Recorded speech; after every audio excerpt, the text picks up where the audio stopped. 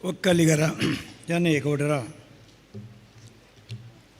ಸೇವಾ ಸಂಘ 48 ವರ್ಷಗಳ ಚರಿತ್ರಿರುವ ಈ ಸಂಘದ ಆಟಿ ಆಷಾಢ ಸಂತೋಷಕೂಟ 2026 ಇದರಲ್ಲಿ ಭಾಗವಹಿಸಲಿಕ್ಕೆ ನಾನು ಅತ್ಯಂತ ಸಂತೋಷ ಪಡ್ತಾ ಇದ್ದೇನೆ. ಕಿರಣ್ ಹೇಳುವಾಗ ಹೇಳಿದರು, ಆಟಿ ಆಷಾಢ ಮತ್ತು ಡ್ಯಾಶ್ ಸಂತೋಷಕೂಟ, ಇದು ಮೂರನ್ನು ಒಟ್ಟಿಗಿದು ಒಂದು ಇದರ ಬಗ್ಗೆ ಸಾಂಸ್ಕೃತಿಕವಾಗಿ ಏನು ಅಂತ ಮಾತಾಡುವ ಚಲನೆಯೊಟ್ಟಿಗೆ ಇವತ್ತಿನ ಸಮಾಜ ಏನು ಅಂತ ಹೇಳೋದನ್ನು ಯಾವುದಕ್ಕೆ ನಮ್ಮ ಪ್ರಯೋಜನ ಆಗ್ತದೆ ಹಂಚಿಕೊಳ್ಳಲಿಕ್ಕೆ ಬಯಸ್ತೇನೆ. ತುಂಬ ಯುವಕರಿದ್ದೀರಿ, ಪ್ರಾಯಶಃ ನನಗಿಂತ ಪ್ರಾಯದವರು ಸ್ವಲ್ಪ ಕಡಿಮೆ ಇಲ್ಲಿ, ನನ್ನಂತ ಎಲ್ಲರೂ ಯುವಕರು ಇದ್ದೀರಿ ಅಂತ ಕಾಣ್ತದೆ. ಆದ್ದರಿಂದ ಯುವಕರನ್ನು ಉದ್ದೇಶಿಸಿ ಇವತ್ತು ಗೊತ್ತಿದೆ ಯುವಕರು ಏನು ಮಾಡ್ತಾರೆ ಅಂತ. ಇವತ್ತು ದೇಶವನ್ನೇ ಆಳುವಂಥ ದೇಶವನ್ನೇ ಪಥವನ್ನು ಬದಲಿಸುವ ಶಕ್ತಿಯನ್ನು ಇವತ್ತು ಯುವಕರು ಹೊಂದಿದ್ದಾರೆ. ಆದ್ದರಿಂದ ಯುವಕರ ಸಂಘಟನೆಯ ಮೂಲಕ ಇವತ್ತು ಹೆಚ್ಚಾಗಿ ಅಧಿಕಾರವನ್ನು ಚಾಲನೆಗೊಳಿಸಿಕೊಂಡ ಯುವ ಸಂಘಕ್ಕೆ, ಈ ಸಂಘಟನೆಗೆ ನಾನು ಮೊದಲಾಗಿ ನನ್ನ ಅತೀವ ಅಭಿನಂದನೆ ಸಲ್ಲಿಸ್ತೇನೆ. ನಾವು ಇವತ್ತು ಸಂತೋಷದ ಕೂಟ. ಆಟಿ ಅಂದರೆ ಏನು? ಅದು ತಿಂಗಳು. ಆಟಿ ಅಂದರೆ ಕಷ್ಟದ ತಿಂಗಳು. ಆಷಾಢ ಅಂದರೆ ಒಂದು ಯಾವುದೇ ಕಾರ್ಯಕ್ರಮ ಶುಭ ಕಾರ್ಯ ಹೆಚ್ಚು ಇಟ್ಟುಕೊಳ್ಳದ ತಿಂಗಳು, ಶುಭವಲ್ಲದ ತಿಂಗಳು ಅಂತ ಹೇಳೋದಕ್ಕೆ ಶುಭ ಕಾರ್ಯಕ್ರಮ ಬೇಡ ಅಂತ ಹೇಳಿ ತಿಂಗಳು ಆಚೆ. ಸಂತೋಷ ಕೂಟ ಅಂದರೆ ಕೂಟ. ಸೊ ಈ ಮೂರನ್ನು ಒಟ್ಟಿಗೆ ತಗೊಂಡೋಗಿದ್ದೀನಿ. ಇಲ್ಲಿ ನಾನು ಈ ಸಂತೋಷ ಕೂಟದಲ್ಲಿ ಭಾಗವಹಿಸಿದಾಗ ತುಂಬ ಜನಗಳ ಪರಿಚಯ ನನಗಿದೆ. ಡಿ.ಬಿ. ಬಾಲಕೃಷ್ಣ ಇದ್ದಾರೆ, ಲೋಕೇಗೌಡರಿದ್ದಾರೆ, ಆ ಕಡೆ ನಡ್ಕಾದವರಿದ್ದಾರೆ. ನನ್ನ ಪರಿಚಯ ತುಂಬ ಎಲ್ಲರೂ ಇದರಲ್ಲಿ ಪರಿಚಯ ಹೇಳ್ಕೊಂಡು ಹೋಗಲಿಕ್ಕೆ ಸಮಯ ಇಲ್ಲ. ಆದರೆ ಎಲ್ಲರೂ ಪರಿಚಯಿಸಿದ್ರು ಮುಖ್ಯ ಕೆಲವರು ತುಂಬ ಜನ ಪರಿಚಯ ನನಗಿಲ್ಲ. ಆದರೆ ನನ್ನ ಪತ್ರಿಕೆಗಿದೆ. ಗೋವರ್ಧನ ಗೌಡರು ಅಂತಿದ್ದಾರೆ, ಅವರ ಮಗ ಆಸ್ಟ್ರೇಲಿಯಾಕ್ಕೆ ಹೋದಾಗ ನಾನು ಒಟ್ಟಿಗೆ ಕೂತಿದ್ದೆ. ಈಗ ಒದ್ದೆಟ್ಟಿ ಗೋವರ್ಧನ ಗೌಡರು ಅವ್ರ ಫೋಟೋ ತೋರಿಸಿದೆ ನ್ಯೂಸಲ್ಲಿ. ನನ್ನ ಮಗ ಆಸ್ಟ್ರೇಲಿಯಾಕ್ಕೆ ಹೋದ ನ್ಯೂಸ್ ನಿಮ್ಮ ಪತ್ರಿಕೆಯಲ್ಲಿ ಬಂದಿದೆ, ನನಗೆ ನೆನಪಿಲ್ಲ, ಅರೆ ಪತ್ರಿಕೆಯಲ್ಲಿ ಬಂದಿದೆ, ಚಾನಲಲ್ಲಿ ಬಂದಿದೆ. ಅಂದರೆ ಸುಳ್ಯ ಪುತ್ರ ಬೆಳ್ತಂಗಡಿ ಎಲ್ಲ ಕುಟುಂಬದವರನ್ನು ನನಗೆ ಗೊತ್ತಿಲ್ಲ, ನನ್ನ ಪತ್ರಿಕೆ ಒಂದಲ್ಲ ಒಂದು ಕಾಲಘಟ್ಟದಲ್ಲಿ ನೀವು ಕಂಡಿದ್ದೀನಿ. ಪದ್ಮಗೌಡ ತುಂಬ ಬರ್ತಾ ಇರ್ತದೆ, ವಾಣಿ ಸಂಸ್ಥೆಗಳು, ಅಕ್ಷರ ವಿಷಯಗಳು ಬರ್ತಾ ಇರ್ತವೆ, ವೇದಿಕೆ ಕಿರಣ ಅವರ ಹೋರಾಟ, ರಾಮಗೌಡ ಎಲ್ಲ ನಮ್ಮಲ್ಲಿ ಬರ್ತಾ ಇದೆ. ಆದ್ದರಿಂದ ನಿಮ್ಮ ಪರಿಚಯ ನನಗಿಂತ ಹೆಚ್ಚಾಗಿ ಜನರಿಗೆ ಉಂಟಾಗಿದೆ. ಸುಳ್ಯ ಪುತ್ತೂರು ಬೆಳ್ತಂಗಡಿಗಳೇ ಜನರಿಗೆ ನಿಮ್ಮ ಪರಿಚಯ ಇದೆ. ನೀವು ಸಂಬಂಧಿಕರು. ಈ ಸಂಬಂಧಿಕರು ಹೇಳಿದಾಗ ಕೂಟ ಸಂಬಂಧಿಕರು ಸೇರಿಸಿಕೊಂಡು ನಮಗೆ ಅತ್ಯಂತ ಸಂತೋಷ ಆಗ್ತದೆ. ಜಗ್ಗು ವಾಸುದೇವ ಅಂತ ಸದ್ಗುರು ಅಂತ ಕರೀತಾರೆ.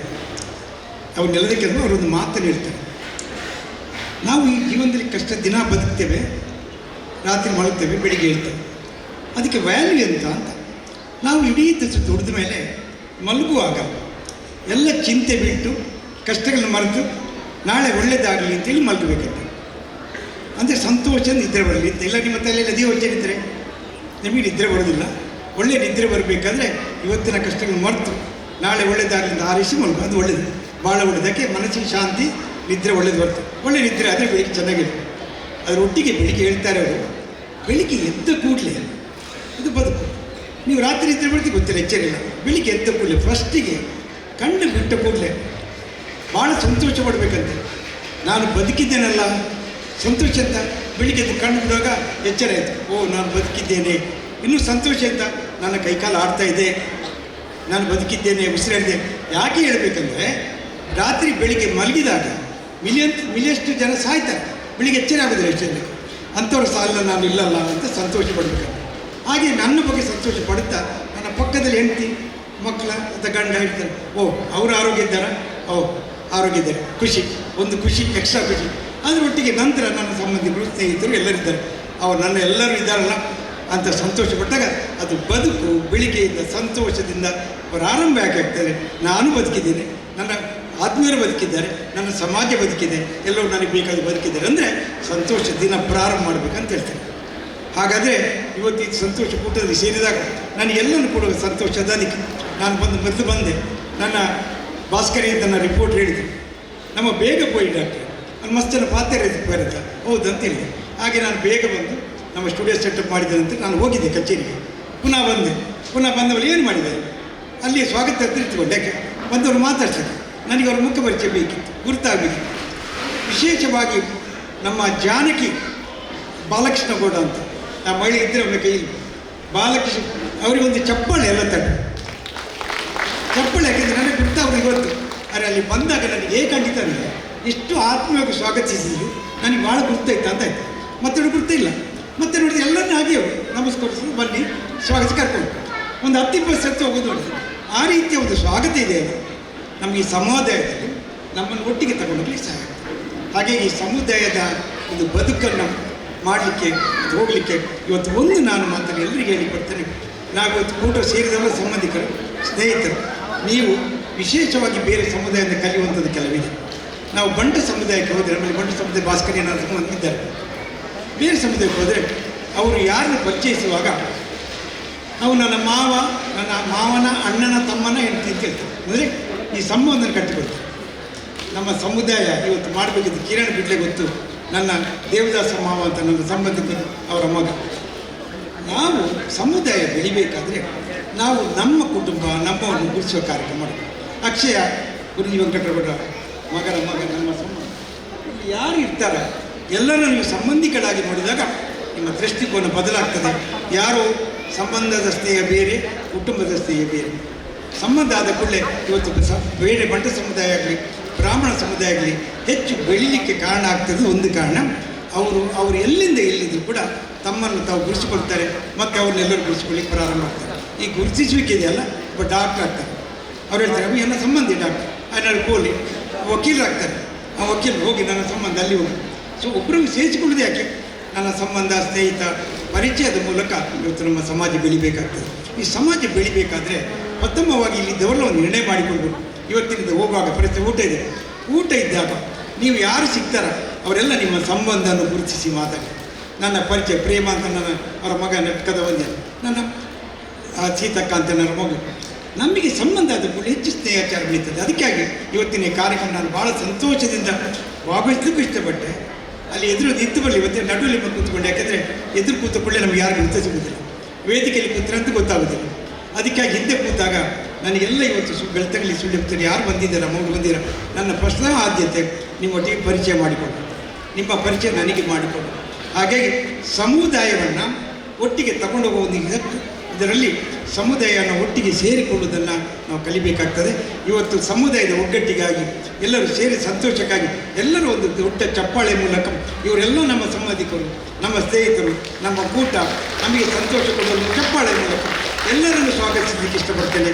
ಎಲ್ಲರೂ ನಮ್ಮವರಿಗೆ ಅವ್ರ ಸಂತೋಷದ ಬದುಕುವುದು ನಮ್ಗೆ ಭಾಳ ಮುಖ್ಯ ಆಗ್ತದೆ. ಆಟಿಯ ಹಣ ಅದು ಭಾಳ ಮುಖ್ಯ ಆಗ್ತದೆ. ನಮ್ಗೆ ಗೊತ್ತಿದೆ ಆಟಿ ಬಗ್ಗೆ ನಾನು ಬರಬೇಕಾಗ್ತದೆ.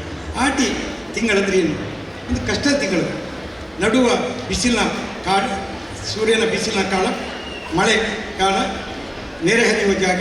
ನಾರ್ತ್ ಇಂಡಿಯಾದಲ್ಲಿ ನೀವು ಹೋದರೆ ಹಿಮಪಾತಗಳು, ಅಲ್ಲಿ ಮಳೆ ಇಲ್ಲ, ಅಲ್ಲಿ ಹಿಮ ಕರಗಿ ಅಪಘಾತಗಳಾಗ್ತವೆ. ಎಷ್ಟೋ ಜನ ಜಮ್ಮು ಕಾಶ್ಮೀರದಲ್ಲಿ ಏನಾಗ್ತದೆ ಹಿಮದಿಂದ ಕಡೆ. ನಮ್ಮ ಊರಲ್ಲಿ ಮಳೆಯಿಂದ ಆಟಿ ತಿಂಗಳಲ್ಲಿ ದಾಟಲಿಕ್ಕೆ ಸಾಗೋದಿಲ್ಲ, ಮಳೆಯಲ್ಲಿ ಹೊಳೆ ನೆರೆಗಳು ಹರಿತವೆ, ಜನಗಳಿಗೆ ಅಪಘಾತಗಳಾಗುತ್ತೆ. ಸೊ ಈ ಆಟಿ ತಿಂಗಳ ಕಾಲ ಹಿಂದಿನ ಕಾಲದಿಂದ ಬದುಕಿದಾಗ ನಾವು ಚರಿತ್ರೆಯನ್ನು ಸ್ವಲ್ಪ ಆಲೋಚನೆ ಮಾಡಬೇಕಾಗ್ತದೆ.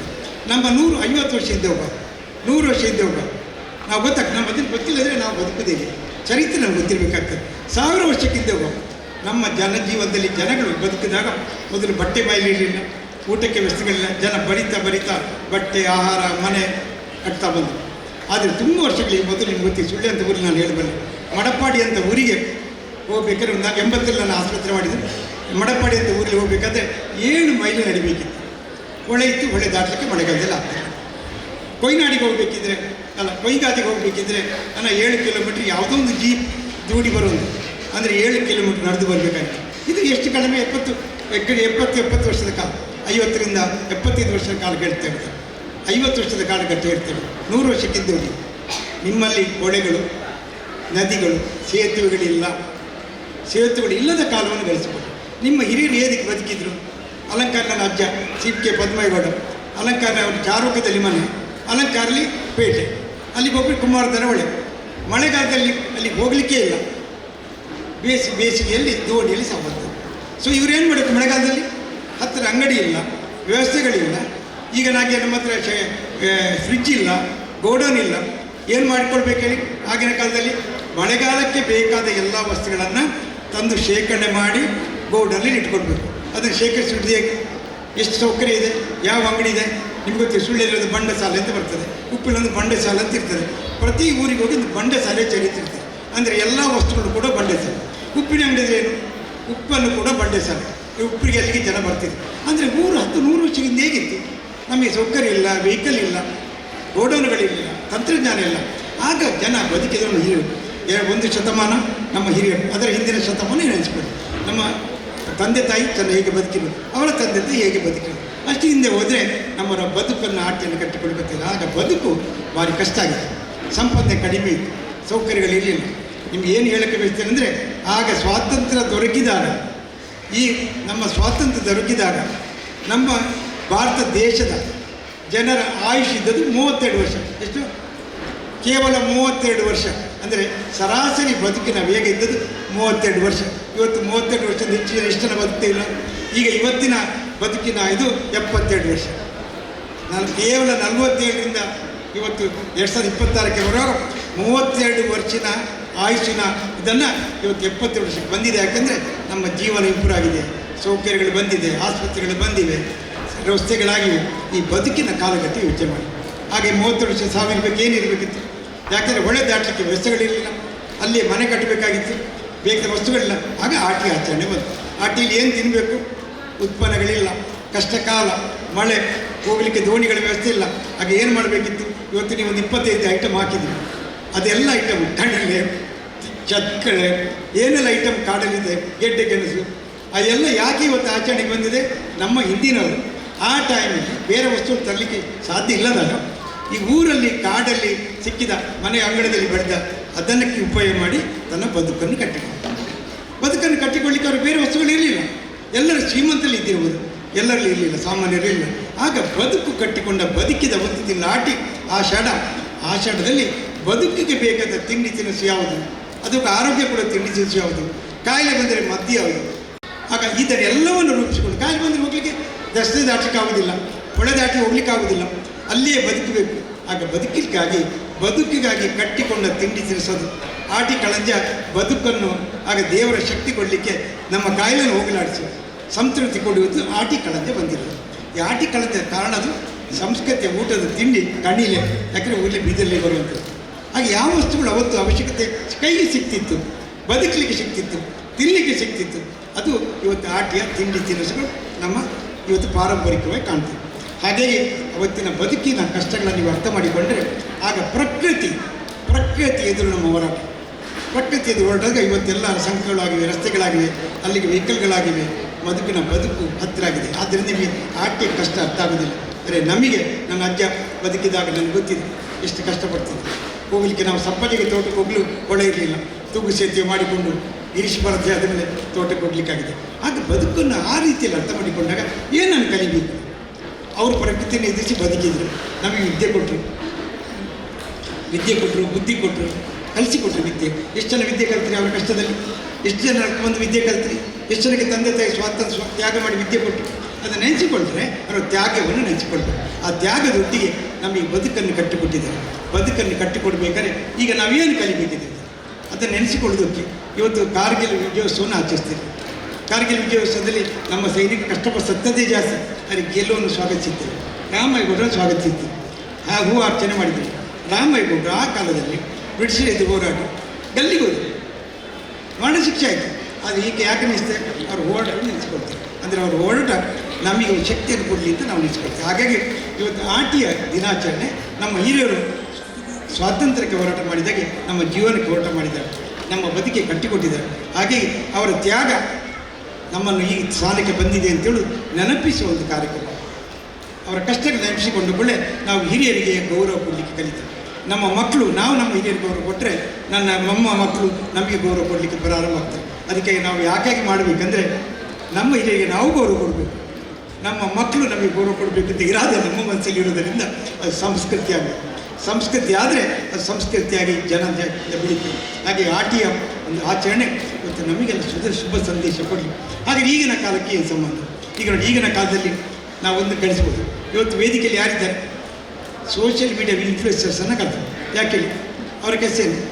ಸೋಷಿಯಲ್ ಮೀಡಿಯಾ ಇನ್ಫ್ಲೂಯೆನ್ಸರ್ಸ್ ಅಂದರೆ ಯಾರೋ ಮಾಡಿದ್ದನ್ನು ಯಾರಿಗೂ ಮುಟ್ಟಿಸುವಂಥದ್ದು ಇನ್ಫ್ಲೂಯೆನ್ಸರ್ಸ್. ಅಂದರೆ ಇವತ್ತು ಸಮಾಜದಲ್ಲಿ ಯಾರ ಪ್ರಭಾವ ಬೇಕು? ಯಾರು ರೀಚ್ ಮಾಡಬೇಕು, ಅವರ ಇನ್ಫ್ಲೂಯೆನ್ಸಿಂದ ಏನಾಗ್ತದೆ, ಇವತ್ತು ನೀವು ಒಳ್ಳೆ ಕೆಲಸಗಳು, ಸಮಾಜ ಮಾಡಿದ ಒಳ್ಳೆ ಕೆಲಸಗಳು ಸಮಾಜಕ್ಕೆ ಮುಟ್ತವೆ. ಆ ಇನ್ಫ್ಲೂಯೆನ್ಸಸ್ ಇದು ಗೌರವ ಇದೆ. ಇವತ್ತು ದೇಶದಲ್ಲಿ ಎಲ್ಲ ಇವತ್ತು ಇನ್ಸ್ಟಾಗ್ರಾಮ್ ಇರ್ಬೋದು, ಬೇರೆ ಯೋಚನೆಗಳಿಂದ ಇವತ್ತು ಜನರನ್ನು ತಲುಪಿಸುವಂಥ ಸೋಷಿಯಲ್ ಮೀಡಿಯಾಗಳಿಗೆ ವ್ಯಾಲ್ಯೂ ಇದೆ. ಯಾಕೆ ಅಂತ ಕೇಳಿದರೆ ಸಮಾಜಕ್ಕೆ ನಿಮ್ಮನ್ನು ಗುರುಸುವ ಕೆಲಸವನ್ನು ಮಾಡ್ತಾರೆ.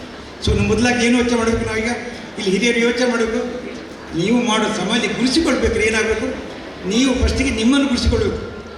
ನಮ್ಮ ಸಾಮರ್ಥ್ಯ ಅಂತ ಗೊತ್ತಿರಬೇಕು. ನಿಮ್ಮ ಸಾಮರ್ಥ್ಯ ನಿಮಗೆ ಗೊತ್ತಿರೋದು ಮಾತ್ರ ಅಲ್ಲ, ಸಮಾಜಕ್ಕೆ ಗೊತ್ತಾಗಬೇಕು. ಇವತ್ತಿನ ಗೌಡ ಸಂಘದ ನನ್ನ ಅತ್ಯಂತ ದೊಡ್ಡ ಕಾಳಜಿ ಏನು ಅಂತ ಹೇಳಿದರೆ, ನನಗಂತೂ ಮೊನ್ನೆ ನನ್ನಲ್ಲಿ ಕಿರಣ್ ಬಂದಾಗ ತುಂಬ ಜನ ಯುವಕರು ಬಂದರು. ನನಗೆ ಅವ್ರು ನೋಡಿ ಆಶ್ಚರ್ಯ ಆಯಿತು. ಎಲ್ಲ ಯುವಕರು ಒಳ್ಳೆ ಒಳ್ಳೆ ಸ್ಥಾನದಲ್ಲಿ ಕೂರಿಸಿದ್ದವರು ಈಗ ವೇದಿಕೆಯಲ್ಲಿ ಕೂತಿದ್ದಾರೆ. ನನಗಾಯ್ತು, ಏನು ಮಾಡ್ತೀನಿ ನನಗೆ ಗೊತ್ತಿಲ್ಲ. ನಾನು ಕಿರಣಿಗೆ ಹೇಳಿದೆ, ಇಷ್ಟು ಒಳ್ಳೆ ಯುವಕರಿದ್ದಾರೆ, ಇಷ್ಟು ಸಾಧಕರಿದ್ದಾರೆ, ಅವರ ಪರಿಚಯ ಯಾಕಿಲ್ಲ, ಸಮಾಜಕ್ಕೆ ಯಾಕಿಲ್ಲ? ಸಮಾಜಕ್ಕಾಗಿ ಸಮಾಜ ತೊಂದರೆ ಅಲ್ಲ, ನಮ್ಮ ತೊಂದರೆ. ಈಗ ಒಂದು ನಿರ್ಣಯವನ್ನು ಇಲ್ಲಿ ಮಾಡಿಕೊಳ್ಳೋಣ, ಎಲ್ಲರೂ ನಿರ್ಣಯವನ್ನು ಮಾಡಿಕೊಳ್ಬೇಕಂದ್ರೆ ನಮ್ಮ ಸಮಾಜದಲ್ಲಿ ಯಾರು ಗುರುತಿಸಬೇಕಾ, ಯಾರು ಗುರುತಿಸಬೇಕು ಅದನ್ನು ಮಾಡ್ತಾಯಿದ್ರು. ಒಳ್ಳೆ ಕೆಲಸ ಇಲ್ಲಿ ಮಾಡಲಿಲ್ಲ ಅಂತ. ಆದರೆ ಅದನ್ನು ಪ್ರತಿಯೊಬ್ಬನನ್ನು ಗುರುತಿಸುವ ಕೆಲಸ ಆದರೆ, ಪ್ರತಿಯೊಬ್ಬನಿಗೆ ಮಾಧ್ಯಮ ಶಕ್ತಿ ಸಿಕ್ಕುವಾಗ ಆದರೆ, ಸುದ್ದಿಯ ಮಾಧ್ಯಮ ಮತ್ತು ಬೇರೆ ಬೇರೆ ಮಾಧ್ಯಮಗಳಿಗೆ ಎಷ್ಟೋ ಮಾಧ್ಯಮಗಳು ಉಪಯೋಗ ಮಾಡೋದಾದರೆ ಎಲ್ಲರೂ ಕೂಡ ಪ್ರಮುಖರಾಗ್ತಾರೆ, ಎಲ್ಲರೂ ಕೂಡ ಪ್ರಾಮುಖ್ಯತೆಯನ್ನು ಪಡಿತಾರೆ. ಪ್ರತಿಯೊಬ್ಬರಿಗೂ ಅವನ ಮಾಡಿದ ಕೆಲಸಕ್ಕೆ ಪ್ರಾಮುಖ್ಯತೆ ಮತ್ತು ಗೌರವ ಸಂದಬೇಕು. ಹಾಗೆ ಆದಾಗ ನಮ್ಮ ಸಮಾಜ ಬೆಳೀತದೆ. ಯಾಕೆಂದರೆ ಪ್ರತಿಯೊಬ್ಬನಿಗೆ ಗೌರವ ಸಿಕ್ಕಿದಾಗ, ಅವನ ವ್ಯಾಲ್ಯೂ ಬಂದಾಗ, ಅವನ ವ್ಯಾಲ್ಯೂ ಸಮಾಜಕ್ಕೆ ಗೊತ್ತಾಗ್ತದೆ. ನಮ್ಮ ಸಮಾಜಕ್ಕೆ ಮಾತ್ರ ಅಲ್ಲ, ಇತರ ಸಮಾಜಕ್ಕೆ ಗೊತ್ತಾಗ್ತದೆ. ಇತರ ಸಮಾಜವರು ಬಂದು ಇಂಥ ಇದ್ದ ಅಂತ ಕಾಣಬೇಕು. ಆಗ ಇಡೀ ಸಮಾಜ, ನಮ್ಮ ಸಮಾಜ ಗುರುತಿಸಿದ್ದರಿಂದ ಇತರ ಸಮಾಜ ಗುರುತಿಸಾಗಿ ಸಮಾಜಕ್ಕೆ ಅವರಿಗೆ ಸ್ಥಾನಮಾನ ದೊರಕಿ ಅವರು ಇವತ್ತು ಸ್ಥಾನ ಗಳಿಸಿದಾಗ ಅವರು ಸಮಾಜದಲ್ಲಿ ಅಭಿವೃದ್ಧಿ ಆಗ್ತಾರೆ. ದೇಶಕ್ಕೆ, ರಾಜ್ಯಕ್ಕೆ ಮಾತ್ರ ಅಲ್ಲ, ದೇಶಕ್ಕೆ ಮಾತ್ರ ಅಲ್ಲ, ಜಗತ್ತಿಗೆ ಆಶ್ರಯ ಆಗ್ತಾರೆ. ಇವತ್ತು ಒಬ್ಬ ಯುವಕನನ್ನು ಗೌರವಿಸಿದ್ದೆ, ಸನ್ಮಾನ ಮಾಡ್ತಿದ್ದೆ, ಸಂಶೋಧಕನಾಗಿ.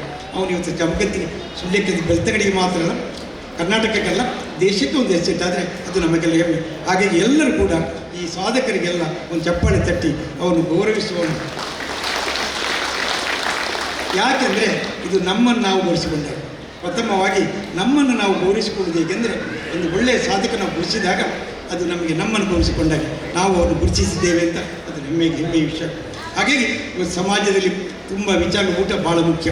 ಇವತ್ತು ಆಟಿಗೆ ಊಟ ಕೊಟ್ಟಿದ್ದು ನಾನು ಕಿರಣಿಗೆ ಹೇಳಿದೆ, ಬೇಗ ಬರ್ತೇನೆ, ಕೊನೆಗೆ ಹೋಗ್ತೇನೆ. ಯಾಕೆ ನನಗೆ ಇವತ್ತೊಂದು ಅವಕಾಶ, ಇವತ್ತು ನಾನು ಫ್ರೀ ಮಾಡಿಕೊಂಡಿದ್ದೇನೆ, ಈಗ ಬಂದಿದ್ದೇನೆ. ಎಷ್ಟು ಜನರ ಪರಿಚಯ ಆಗ್ತದೆ ನನಗಂತೂ ಪರಿಚಯ ಗೊತ್ತಾಗೋದಿಲ್ಲ. ಆದರೆ ನನಗೆ ಇಲ್ಲಿ ಪರಿಚಯ ಆಗ್ತದೆ. ಹುಡುಗ ಹೇಳಿದ್ದೇನೆ, ಎಲ್ಲ ರೆಕಾರ್ಡ್ ಮಾಡಿ. ಯಾರು ರೆಕಾರ್ಡ್ ಮಾಡೋದು? ಸಭಿಕ ರೆಕಾರ್ಡ್ ಮಾಡಿ, ವೇದಿಕೆಲ್ಲ ನನ್ನ ಕ್ಯಾಮ್ರಾಮನ್ಗೆ ಹೇಳಿದೆ, ಅವರೆಲ್ಲರೂ ಗುರುತಿಸಿಕೊಂಡು ಮಾಡಿ. ಯಾಕೆಂದರೆ ವೀಡಿಯೋದಲ್ಲಿ ನೋಡಿದಾಗ ನನಗೆ ಮುಖ ಪರಿಚಯದಾಗಲಿ, ಕಂಡಕ್ಕಾಗಲಿ, ಭಾಷಣ ಆಗಲಿ, ಮುಖ ಪರಿಚಯ ಇವತ್ತು ಎಲ್ಲರದಾಗುವಂಥ ಕಾರ್ಯಕ್ರಮವನ್ನು ಸುದ್ದಿ ಮೀಡಿಯಾ ಖಂಡಿತ ನಿಮ್ಮಲ್ಲಿ ಮಾಡಲಿಕ್ಕಿದೆ. ನಿಮ್ಮ ಹತ್ತಿರ ಬಂದಿದೆ, ನಿಮ್ಮ ವಿಡಿಯೋ ತೆಗಿತದೆ, ನೀವು ಊಟ ಮಾಡೋದು ಒಟ್ಟಿಗೆ ಇವತ್ತು ಮಾಧ್ಯಮದೊಟ್ಟಿಗೆ ಇರಬೇಕು. ಯಾಕೆಂದರೆ ನಿಮ್ಮ ಫೋಟೋ ಚಲನೆ ನಮ್ಗೆ ಗೊತ್ತಾಗಬೇಕು, ಅದು ಸಮಾಜಕ್ಕೆ ಗೊತ್ತಾಗಬೇಕು. ಇದು ನಿಮ್ಮ ಒಂದು ಭಾಗ ಆಗಬೇಕು, ನಿಮ್ಮ ದಾಖಲೆ ಆಗಬೇಕು. ಆ ದಾಖಲೆ ಕಿರಣ ಆಶಯ ತುಂಬ ಇದೆ, ಏನೋ ಮಾಡಬೇಕಂತ ಹೇಳ್ತಾರೆ, ಒಳ್ಳೆಯದು. ಇಲ್ಲಿ ಸಮಾಜವನ್ನು ಹಿಂದೆ ನಿಲ್ಲಬೇಕು. ಯಾಕಂದರೆ ಸಮಾಜವನ್ನು ಎಲ್ಲರನ್ನು ಗುರುತಿಸುವ ಕೆಲಸ ಈ ವೇದಿಕೆಯಿಂದ ಆದರೆ, ಆ ವೇದಿಕೆಯಿಂದ ಆದರೆ ಎಲ್ಲ ವ್ಯಕ್ತಿಗಳು, ಕಟ್ಟಕಡೆಯ ವ್ಯಕ್ತಿ ಕೂಡ ಸಮಾಜಕ್ಕೆ ಮುಂದೆ ಬರಲಿಕ್ಕೆ ಪ್ರಯತ್ನ ಮಾಡ್ತಾರೆ. ಇಲ್ಲಿ ಒಂದು ವಿಚಾರವನ್ನು ಕೊನೆಯಲ್ಲಿ ಹೇಳಿ ಕ್ಲೋಸ್ ಮಾಡ್ತೇನೆ. ಯಾಕೆಂದರೆ ಇದು ಸಮಾಜದ ಭಾಗ. ನಾನಂತೂ ಸುದ್ದಿ ಬಿಡುಗಡೆ ಮಾಧ್ಯಮಕ್ಕೆ ಮಂಗಳೂರು ವಿಸ್ತಾರ ಮಾಡ್ತೇನೆ. ನನ್ನ ಉದ್ದೇಶ ಇದ್ದದ್ದು ಸುಳ್ಯ ಪುಸ್ತಕ ಬಿಡ್ತೇನೆ. ನಾನು ಅವ್ರು ಏನು ಎಂತ ಮಾಡಿದ್ರು ಜಗತ್ತಿಗೆ ಮುಟ್ಟಿಸ್ತಾರೆ. ಹಾಗೆ ಜಗತ್ತಲ್ಲಿ ಅವರು ಎಲ್ಲೇ ಇರಲಿ ಅವ್ರ ಸಾಧನೆಯನ್ನು ನಮ್ಮಲ್ಲಿ ತಂದು ಪತ್ರಿಕೆ ಚಾನಲ್ ಮೂಡಿಸ್ತಾರೆ. ಅಂದರೆ ಜಗತ್ತಲ್ಲಿದ್ದವರು ಸುಳ್ಯದೊಟ್ಟಿಗೆ ಸಂಬಂಧ ಇರಲಿ. ಪುತ್ತೂರವರು ಜಗತ್ತಲ್ಲಿ ಎಲ್ಲೇ ಇರಲಿ ಅವ್ರ ಸುದ್ದಿಯೊಟ್ಟಿಗೆ ಸಂಬಂಧ ಇರ್ತಾರೆ, ಅವ್ರು ಕನೆಕ್ಟ್ ಆಗ್ತಾರೆ, ಬೆಳ್ತಂಗೆ. ಅದನ್ನು ಹಾಗೆ ಈಗ ಬಂಟ್ವಾಳಕ್ಕೆ ವಿಸ್ತಾರ ಮಾಡಿದ್ದೇವೆ, ಮಂಗಳೂರಲ್ಲಿ ಮಾಡ್ತಾಯಿದ್ದೆ, ಹಾಗೆ ಬೆಂಗಳೂರಿಗೆ ವಿಸ್ತಾರ ಮಾಡ್ತೇವೆ. ಸಾಕಾಗೋದಿಲ್ಲ, 3 ತಾಲೂಕಲ್ಲ, ಇಡೀ ಜಿಲ್ಲೆಯ ಪ್ರತಿಯೊಬ್ಬ ವ್ಯಕ್ತಿಯನ್ನು ಎಲ್ಲನ್ನು ಗುರುತಿಸುವಂಥ ಕಾರ್ಯಕ್ರಮ ಮಾಡುವ ಸುದ್ದಿ ಮೀಡಿಯಾ ಹೌಸನ್ನು ನಾವು ಇಲ್ಲಿ ಪ್ರಾರಂಭ ಮಾಡಿದ್ವಿ. ಹಾಗೆ ನೀವೆಲ್ಲರೂ ನನ್ನ ಭಾಗ. ಇನ್ನು ಮುಂದೆ ನೀವೆಲ್ಲರೂ ಸಾಧನೆ ಮಾಡಿದ್ದೆಲ್ಲ ನನ್ನಲ್ಲಿ ಬರಲೇಬೇಕು. ನನಗೆ 2 ಸ್ವಾರ್ಥಗಳು ಉಂಟು. ನೀವು ಸಾಧನೆ ಮಾಡಿ ನಿಲ್ಲಿಸುವ ಅಂದರೆ ನಿಮ್ಮ ಮನೆಯವರಿಗೆ ಭಾಳ ಖುಷಿ ಆಯಿತು, ಅವ್ರು ಖುಷಿ ಪಡ್ತಾರೆ. ಖುಷಿ ಪಟ್ಟಾಗ ಏನಾಗ್ತದೆ, ಎಲ್ಲೋ ಒಂದು ಕಡೆ ನ್ಯೂಸನ್ನು ಮಾಡಿ, ಎಲ್ಲೋ ಒಂದು ಕಡೆ ನಮಗೊಂದು ಜಾಹೀರಾತು ಕೊಡ್ತಾರೆ. ಬಂತು ಸಂತೋಷದ ಕೊಡೋದಿಲ್ಲ, ಬಲನ ಒಂದು ಖುಷಿ ಆಯಿತು, ಸಾಧನೆ ಮಾಡಿದ್ದು ಬಂತು, ಮನೆಯವರಿಗೆ ಖುಷಿ ಆಯಿತು, ಕೂಡ ಒಂದು ಸುದ್ದಿಗೆ ಜಾಹೀರಾತು ಕೊಡಿ. ಅದು ಎಲ್ಲೋ ಒಂದು ಕಡೆ ಆದಾಯ ದೃಷ್ಟಿಕೋನ ಇರ್ತದೆ. ಆದಾಯ ದೃಷ್ಟಿಕೋನ ಇರಬೇಕಾದ್ರೂ ಕೂಡ ಚಾನಲ್ ರನ್ ಆಗಬೇಕಾದ್ರೆ, ಮೀಡಿಯಾ ರನ್ ಆಗಬೇಕಾದ್ರೆ ನಿಮಗೆ ಪ್ರಯೋಜನ ಆಗಬೇಕು. ನಿಮಗೆ ಪ್ರಯೋಜನ ಆಗಬೇಕು, ಸಂತೋಷ ಆದಾಗ ನಾವು ಅದರ ಭಾಗವಾಗಿ ನಿಮ್ಮೊಟ್ಟಿಗೆ ಸೇರಿಕೊಳ್ಳೋದು ನಮ್ಮ ಭಾಳ ಒಳ್ಳೆಯ ಉದ್ದೇಶ. ಆ ಉದ್ದೇಶ ಈಡೇರ್ತದೆ. ಇವತ್ತಿನ ಮಂಗಳೂರು ನಮ್ಮ ಭಾಗ. ನನ್ನ ರಿಪೋರ್ಟ್ಗಳು ಬಂದಿದ್ದಾರೆ, ನನ್ನ ಕ್ಯಾಮರಾವನ್ನು ಬಂದಿದ್ದಾರೆ. ನಿಮ್ಮ ಎಲ್ಲರ ಫೋಟೋಕ್ಕೆ ಬಾರೋಗೆ ಕಾಣಿಸ್ಕೊಡೋದು ನಿಮ್ಮ ಕೆಲಸ. ಒಮ್ಮೆ ನೀವು ಕನಿಷ್ಠ ಪಕ್ಕ ಒಮ್ಮೆ ಆದರೆ ಆ ಕ್ಯಾಮರಾದಲ್ಲಿ ಹೋಗಬೇಕಂತ ನಾನು ಬಯಸ್ತೇನೆ. ನೀವು ಕಾಣುವ ಹಾಗೆ ಆಗಬೇಕು. ನೀವು ಕಂಡಾಗ ನಿಮ್ಮ ಫೋಟೋ ನನಗೆ ಕಾಣಬೇಕಂತ ಅವರಾಗಿ ಬಂದು ಮಾಡಬೇಕಂತಲ್ಲ. ಕೆಲವರು ಬೈಟ್ ಕೊಡು, ನಿಮ್ಮಲ್ಲಿ ಏನೋ ಒಪ್ಪಿರಾಗಲಿದ್ರೆ ಬೈಟ್ ತಗೊಳ್ಳಿಕ್ಕೆ ಆಗಲಿ ಹೇಳಿದಲ್ಲ, ಬೈಟ್ ತೆಗೆದು ಯಾರು ಬೈಟ್ ಬೇಕಾ ಕೊಡಿ, ಯಾಕೆ ಅದನ್ನು ಶೇರ್ ಮಾಡ್ತೇನೆ, ಹಂಚಿಕೊಳ್ತೇನೆ, ನಿಮಗೆ ಕೊಡ್ತೇನೆ ಮತ್ತು ಜಗತ್ತಿಗೆ ಕೊಡೋ ಪ್ರಯತ್ನ ಮಾಡ್ತೇನೆ. ಯಾರಿಗೆ ಬೇಕಾ ಹಾಗೆ ಸುದ್ದಿಯ ಇವತ್ತಿನ ಕಾರ್ಯಕ್ರಮ ಇವತ್ತು ಇಲ್ಲಿಗೆ ಸೀಮಿತ ಆಗಬಾರ್ದು, ಬಂದವರಿಗೆ ಸೀಮಿತ ಅಲ್ಲ. ಇವತ್ತು ಇಲ್ಲಿಂದ ಹೊರಗೆ ಇರುವ ಸುಳ್ಯದವರಿಗೆ, ಪುತ್ತೂರು ಬೆಳ್ತಂಗಡಿಯಲ್ಲಿ ನಮ್ಮ ಸಮುದಾಯರಿಗೆ ಮತ್ತು ಇತರ ಸಮುದಾಯರಿಗೆ ಎಲ್ಲರಿಗೂ ಕೂಡ ನೋಡುವಂಥ ಒಂದು ಕಾರ್ಯಕ್ರಮ ಆಗಲಿ. ನಿಮ್ಮ ಆಚರಣೆ ಎಲ್ಲರಿಗೂ ಮನದ ಸಂತೋಷವನ್ನು ಕೊಡಲಿ ಅಂತ ಹಾರೈಸ್ತಾ ನಿಮಗೆ ಎಲ್ಲ ಅವಕಾಶ ಕೊಟ್ಟದಕ್ಕೆ ನಾನು ಒಂದು ಮಾತನ್ನು ಹೇಳಲಿಕ್ಕೆ ಬಯಸ್ತೇನೆ. ಕೊನೆಯಲ್ಲಿ ನಮ್ಮ ಸಮಾಜ ಪ್ರತಿಯೊಬ್ಬನನ್ನು ಗೌರವಿಸುವುದಕ್ಕೆ ಬೆಂಬಲಿಸುವ ನಿರ್ಣಯವನ್ನು ಇವತ್ತು ಮಾಡಬೇಕು. ಅದರ ಪ್ರಥಮ ಆದ್ಯತೆಯಾಗಿ ಎಲ್ಲರೂ ಗುರುಸಿಕೊಂಡಾಗ ಅವರಿಗೆ ವ್ಯಾಲ್ಯೂವನ್ನು ಕೊಡುವಂಥದ್ದು, ಉದ್ಯೋಗವನ್ನು ಕೊಡುವಂಥದ್ದು, ಬಿಸಿನೆಸ್ಸನ್ನು ಕೊಡುವಂಥದ್ದು, ಅದನ್ನು ನಿಮ್ಮ ಕಾರ್ಯವಾಗಿ ಮಾಡಿಕೊಳ್ಬೇಕು. ನಿಮ್ಮ ಮನೆ, ನಿಮ್ಮ ಕುಟುಂಬ, ನಿಮ್ಮ ಮನೆಯಲ್ಲಿ ಅವರಿಗೆ ಸಹಾಯ ಮಾಡಿದ ಇನ್ಯಾರಿಗೆ ಮಾಡ್ತಾರೆ. ಈ ಸಮಾಜ ಅಂದರೆ ನಮ್ಮ ಮನೆ, ನಮ್ಮ ನೆರೆ, ನಮ್ಮ ಸಂಬಂಧ. ಸಮಾಜ ದೇಶ ಉದ್ಧಾರ ಆಗೋದೇ ನಮ್ಮ ಮನೆಯಿಂದ ಉದ್ಧಾರ. ಹಾಗೆ ದೇಶದ ಉದ್ಧಾರ ಆಗಬೇಕಿದ್ರು ಕೂಡ ನಾವು ನಮ್ಮವರನ್ನು, ನಮಗೆ ಗೊತ್ತಿದ್ದವರನ್ನು ಉದ್ಧಾರ ಮಾಡಿದರೆ, ಒಳ್ಳೆಯದು ಮಾಡಿದರೆ, ಅವರ ಮನಸ್ಸನ್ನು ಒಳ್ಳೆಯದು ಮಾಡಿದರೆ ಪ್ರಾಯಶಃ ನಾವೆಲ್ಲ ಒಳ್ಳೆಯದಾಗ್ತೇವೆ. ಆ ರೀತಿಯಲ್ಲಿ ನಾವು ಎಲ್ಲ ಸಮಾಜ ನಮ್ಮ ಒಟ್ಟಿಗಿದ್ದವರು ಟೀಕೆ ಮಾಡೋದು ಕಡಿಮೆ ಮಾಡಿ, ನಮ್ಮಲ್ಲಿ ಕಾಲು ಎಳೆಯೋದು ಭಾಳ ಜಾಸ್ತಿ, ಅವನು ಸಣ್ಣದು ಮಾಡೋದು, ಅವನು ಸಣ್ಣದು ಮಾಡಿ ನಾವು ದೊಡ್ಡದು ಮಾಡೋದು ಭಾಳ ಜಾಸ್ತಿ. ನಮ್ಮಲ್ಲಿ ಭಾಳ ಒಂದು ಆ ಸಂಸ್ಥೆ ನೀವು ಹೇಳಲೇಬೇಕು. ಗೌಡರ ಒಂದು ಸಣ್ಣ ಗುಣ ಅದನ್ನು ಬಿಡಬೇಕಾಗ್ತದೆ. ನಾವು ದೊಡ್ಡವರು ನಾವು ಹೇಳಿಕೊಡ್ಬೇಕು. ಆದರೆ ಇನ್ನೊಬ್ಬನ ಸಣ್ಣವರು ಮಾಡೋ ಮೂಲಕ ನಾವು ದೊಡ್ಡವರಾಗಬೇಕಂತಿಲ್ಲ. ನಾವು ದೊಡ್ಡ ಕೆರೆ ಎಳೆದು ಮೇಲೆ ಹೋಗುವ ಮೇಲೆ ದೊಡ್ಡ ನಮ್ಮಲ್ಲಿ ಒಂದು ಸಣ್ಣ ಆ ಬದಲಾವಣೆ ಬರಲೇಬೇಕು. ಅಂದರೆ ಇನ್ನೊಬ್ಬನ ದೊಡ್ಡ ಮಾಡೋ ಮೂಲಕ ನಾವು ದೊಡ್ಡವರಾಗೋಣ, ನಾವು ಒಟ್ಟಿಗೆ ಸೇರಿ ದೊಡ್ಡವರಾಗೋಣ. ನಾವು ದೊಡ್ಡವರಾಗೋದೊಟ್ಟಿಗೆ ಇತರ ದೊಡ್ಡವರಾದರೆ ನಾವು ಇಡೀ ಒಟ್ಟಿಗೆ ಸಮಾಜ ಬೆಳೀತದೆ. ನಾವು ಇತರ ಸಣ್ಣದು ಮಾಡಿದರೆ ನಾವು ಬೆಳೀದೇ ಇಲ್ಲ. ಎಷ್ಟು ಸಣ್ಣದು ಮಾಡ್ತೇವೆ ಅಷ್ಟು ಸಣ್ಣ ನಾವು ಆಗ್ತೇವೆ. ಸಮಾಜ ಎಷ್ಟೋ ಮನುಷ್ಯರು ಸಣ್ಣದಾಗ್ತಾ ಹೋಗಿದೆ. ಯಾಕೆಂದರೆ ಇತರ ಅದನ್ನು ದೊಡ್ಡದು ಮಾಡಲಿಕ್ಕೆ ಅವ್ರಿಗೆ ಗೊತ್ತಿಲ್ಲ. ಯಾರು ಇತರನ್ನು ಗೌರವಿಸ್ತಾನೆ, ಇತರ ಗುಣವನ್ನು ಗುರುತಿಸ್ತಾನೆ, ಅವನು ಇತರನ್ನು ಖುಷಿ ಮಾಡ್ಕೊಂಡು ಒಳ್ಳೆಯ ಮನುಷ್ಯನಾಗ್ತಾನೆ, ದೊಡ್ಡ ಮನುಷ್ಯನಾಗ್ತಾನೆ, ಅವನು ಬೆಳೀತೇನೆ ಅಂತ ಹಾರೈಸ್ತಾ ಇವತ್ತೆಲ್ಲ ಬಂದವರೆಲ್ಲರಿಗೂ ಕೂಡ ನನ್ನ ಶುಭಾಶಯಗಳು.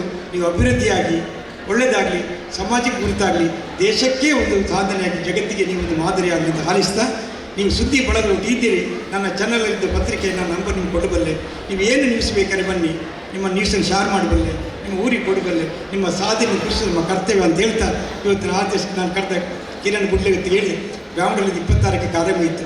ಅಲ್ಲಿ ದೊಡ್ಡ ಕಾರ್ಯಕ್ರಮ, ನಾನು ಹೋಗ್ಬೇಕಾಯ್ತು. ನಾನು TV ಬೆಂಗಳೂರಲ್ಲಿ ಕಿರಣಿಗೆ ಹೇಳಿದೆ, ಅಲ್ಲಿ ಹೋಗಬೇಕಿತ್ತು ನನಗೆ. ಅಲ್ಲಿ ತುಳು ಸಮ್ಮೇಳನ ಬ್ಯಾಂಗ್ಳೂರು ಎಲ್ಲರೂ ಬರ್ತಾಯಿದ್ದೆ, ಅಲ್ಲಿ ನನಗೆ ಭಾಗವಹಿಸ್ಲಿಕ್ಕಿತ್ತು. ನಡೆದೆ ಅಲ್ಲಿ ಬೇಡ, ಮತ್ತು ಕಿರಣ್ ಕರೆದ, ಇಲ್ಲ ನಾವು ಇಲ್ಲಿ ಬರೋದು. ನಡೆದು ಆಯಿತು. ಅದರ ಪ್ರಯೋಜನವನ್ನು ಇಲ್ಲಿ ಬಂದು ಪಡಿತೀವಿ ಪಡೆದು ಭಾಳ ಸಂತೋಷ ಆಗಿದೆ. ಬ್ಯಾಂಗ್ಳೂರು ಬಿಟ್ಟರು ನನ್ನ ಮಗಳು ಟೀಮೆಲ್ಲ ಬ್ಯಾಂಗ್ಳೂರು, ಅಲ್ಲಿ ಇಡೀ ತಂಡವನ್ನು ಸ್ಟೋರಿ ಮಾಡ್ತಾಯಿದ್ದೆ, ನೇರ ಪ್ರಸಾರ ಮಾಡ್ತಾಯಿದ್ದೆ. ಆದರೆ ನಾವು ಬ್ಯಾಂಗ್ಳೂರಿದ್ದೇವೆ. ಸುಳ್ಯ, ಪುತ್ತೂರು, ಮಂಗಳೂರು ನನ್ನ ಭಾಳ ಮುಖ್ಯ ಜಾಗ. ನೀವೆಲ್ಲ ಮಂಗಳೂರು ಆಗಿದ್ದೀರಿ. ಇವತ್ತು ಸುಳ್ಯ, ಪುತ್ತೂರು ಬೆಳೆತ ಬೆಳೆಸಿದ್ದೀರಿ. ನೀವು ಮಂಗಳೂರಲ್ಲ, ನೀವು ಜಗತ್ತಿನ ವ್ಯಕ್ತಿಗಳಾಗಿ ಬೆಳೀರಿ ಅಂತ ಹಾರಿಸ್ತಾ ನಾನು ಮಾತನಾಡ್ತೇನೆ. ಸುದ್ದಿ ಚಾನಲ್, ಕ್ಷಣ ಕ್ಷಣದ ಸುದ್ದಿಗಾಗಿ. 60 ವರ್ಷಗಳಿಂದ ಶಿಕ್ಷಣ ಕ್ಷೇತ್ರದಲ್ಲಿ ಅಪೂರ್ವ ಸಾಧನೆ ಮೆರೆಯುತ್ತಾ ಸದೃಢ ವಿದ್ಯಾರ್ಥಿ ಶಕ್ತಿಗಳಿಂದ ಸಮಾಜಕ್ಕೆ ನೀಡುತ್ತಿರುವ ಪುತ್ತೂರಿನ ಏಕೈಕ ವಿದ್ಯಾಸಂಸ್ಥೆ ವಿವೇಕಾನಂದ ಪದವಿ ಪೂರ್ವ ಕಾಲೇಜು. 98% ಅಧಿಕ ಅಂಕಗಳನ್ನು ಪಡೆದಿರುವ ವಿದ್ಯಾರ್ಥಿಗಳಿಗೆ ಉಚಿತ ಶಿಕ್ಷಣ, ರಾಷ್ಟ್ರ ಅಂತಾರಾಷ್ಟ್ರೀಯ ಮಟ್ಟದ ಸಾಧಕ ವಿದ್ಯಾರ್ಥಿಗಳಿಗೆ ಶುಲ್ಕದಲ್ಲಿ ರಿಯಾಯಿತಿ, ಅನುಭವಿ ಅಧ್ಯಾಪಕ ವೃಂದ, ವಿಶಾಲವಾದ ಪ್ರಯೋಗಾಲಯ, ಗ್ರಂಥಾಲಯ, ನೀಟ್, ಜೆಇಇ, ಸಿಇಟಿ ಹಾಗೂ ಸಿಎ ಫೌಂಡೇಶನ್ ಕೋರ್ಸ್ಗಳಿಗೆ ತರಬೇತಿ, IAS, IPS ನಂತಹ ಸ್ಪರ್ಧಾತ್ಮಕ ಪರೀಕ್ಷೆಗಳಿಗೆ ತರಬೇತಿ, ವಾಣಿಜ್ಯ ವಿಭಾಗದ ವಿದ್ಯಾರ್ಥಿಗಳಿಗಾಗಿ CSEET ಹಾಗೂ ಸರ್ಟಿಫಿಕೇಟ್ ಕೋರ್ಸ್ಗಳಿಗೆ ತರಬೇತಿ, ವಿಕಸನ ಟಿವಿ ಹಾಗೂ radio Panchajanya 90.8 FM, college bus ವ್ಯವಸ್ಥೆ, ಕ್ರೀಡೆಗೆ ಒತ್ತು ಕೊಟ್ಟು ವಿಶಾಲವಾದ ಕ್ರೀಡಾಂಗಣ, ವಿದ್ಯಾರ್ಥಿನಿಯರಿಗಾಗಿ ಕಾಲೇಜ್ ಕ್ಯಾಂಪಸ್ನಲ್ಲೇ ಪ್ರತ್ಯೇಕ ವಸತಿ ನಿಲಯಗಳು, ಅರ್ಹ ಬಡ ಪ್ರತಿಭಾವಂತ ವಿದ್ಯಾರ್ಥಿಗಳಿಗಾಗಿ ಹಲವು ವಿದ್ಯಾರ್ಥಿ ವೇತನಗಳು, ರಾಷ್ಟ್ರ ಅಂತಾರಾಷ್ಟ್ರೀಯ ಮಟ್ಟದಲ್ಲಿ ವಿದ್ಯಾರ್ಥಿಗಳ ಸತತ ಸಾಧನೆ. ನಮ್ಮಲ್ಲಿ ಲಭ್ಯವಿರುವ ಕೋರ್ಸ್ಗಳು: ವಿಜ್ಞಾನ ವಿಭಾಗ, PCMB, PCMC, PCMS, PCMA, ವಾಣಿಜ್ಯ ವಿಭಾಗ, SCBA, SCBA, ECBA, ಕಲಾ ವಿಭಾಗ, HEPS. ವಿವೇಕಾನಂದ ಪದವಿ ಪೂರ್ವ college, Nehru Nagar, Puttur. 80737 00468, 81050 72386. Website www.vivekanandapuc.com.